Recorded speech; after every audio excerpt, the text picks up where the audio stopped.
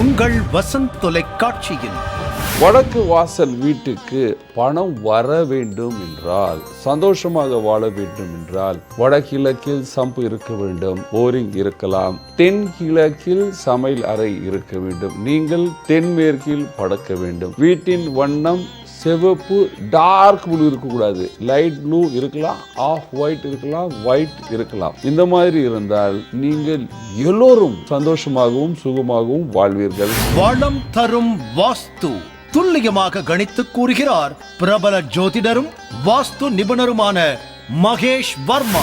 எப்பொழுதுமே தண்ணியே தெற்கு திசையில் வைக்காதீர்கள். தண்ணீரை தெற்கு திசையிலிருந்து எடுத்து வடக்கில் அல்லது வடகிழக்கில் மாற்றி விடுங்கள். தெற்கு திசையில் யார் யார் வாழ்வீர்கள் அவர்கள் எல்லாம் லட்சுமி கடாட்சமாக சந்தோஷமாகவும் வாழ்வீர்கள்.